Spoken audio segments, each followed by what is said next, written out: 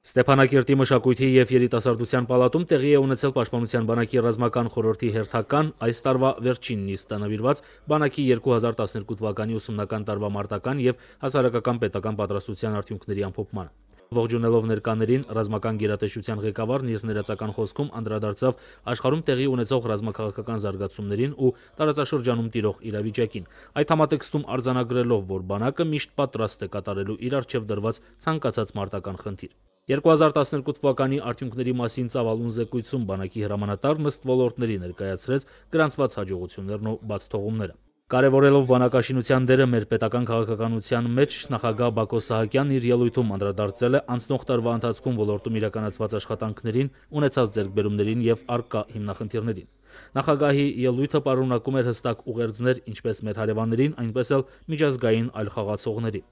Կարևորելով Պաշտպանության բանակի անձնակազմի հետ յուրաքանչյուր հանդիպում, երկրի ղեկավարը նշեց, որ բանակի առջև ծառացած խնդիրները և այն գործընթացները, որոնք նպատակաուղղված են մեր երկրի պաշտպանունակության ամրապնդմանն ու ժողովրդի անվտանգության ապահովմանը, մշտապես գտնվում են իշխանությունների հատուկ ուշադրության կենտրոնում։ Բանակաշինությունը մեր պետական քաղաքականության գերակա ուղղություններից է։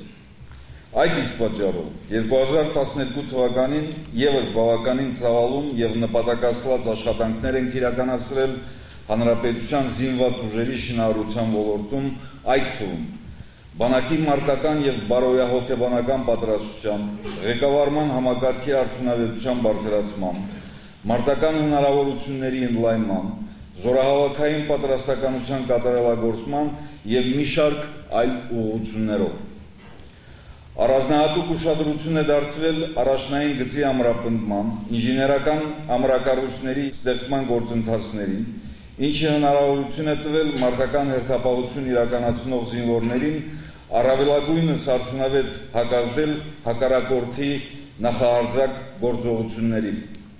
Իսկ նման փորձեր ադրբեջանական զինուժի կողմից հաճախակի են եղել։ Թվերով ներկայացնելով հակառակորդի կողմից տարվա ընթացքում սահմանային խախտումները, իսկ դրանք նախորդ տարվա համեմատ 2000-ով ավելի են, դիվերսիոն հետախուզական խմբերի գործողությունները, նախագահ Սահակյանն ընդգծեց, որ դրանք միտված էին առաջնագծում իրավիճակը ապակայունացնելուն։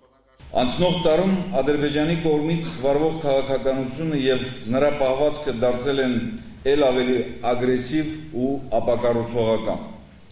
Բաքուն շարունակում է հնչեցնել ռազմատենչ, հակահայկական հայտարարություններ, ավելացնել ռազմական ծախսերը, խախտել զինադադարի ռեժիմը։ Դրան գումարվեց նաև հայ սպային նենգաբար կացնահարած մարդասպան հանցագործի ազատ արձակումը և հերոսացումը Ադրբեջանի կողմից։ Միջազգային իրավունքի և տարրական բարոյական նորմերի կոպտագույն այս խախտումը լուրջ հարված հասցրեց ադրբեջանա-ղարաբաղյան հակամարտության կարգավորման գործընթացին և միջնորդ երկրների կողմից տարիներ շարունակ իրականացվող աշխատանքին։ Ադրբեջանի որդեգրած այս քաղաքականությունը ոչ այլ ինչ է, քան ահաբեկչություն և սպառնալիք է հանդիսանում ողջ քաղաքամարտության համար։ Դրա հետ մեկտեղ Բաքուն մերժում է ցանկացած առաջարկ ուղղված սահմանների երկանքով փոխվստահության համալիր միջոցառումների իրականացման։ Այսպես նա մերժեց առաջին գծից դիպուկահարների դուրս բերման մասին մեր առաջարկը, որը մենք ԵԱՀԿ Մինսկի խմբի համանախագահներին ենք ներկայացրել մոտ 5 տարի առաջ։ Միջնորդների տարածաշրջան կատարած վերջին այցելության ժամանակ պաշտոնական Ստեփանակերտը ներկայացրել է մեկ այլ առաջարկ՝ հոգևոր և միջազգային մի շարք տոն օրերին զերծ մնալ ցանկացած կրակոցներից։ Միջնորդների կողմից այդ առաջարկը դրական է ընդունվել, իսկ Բաքվի կողմից, ինչպես միշտ, որևէ արձագանք չկա։ Այս ամենը մենք չենք կարող հաշվի չառնել, հատկապես բանակաշինության գործընթացում։ Մենք չենք ընդօրինակելու Ադրբեջանի քայլերը։ Ազգային և այլ տիպի խտրականությունը, ագրեսիվ և անմարդկային պահվածքը խորթ է հայ քաղաքականության համար։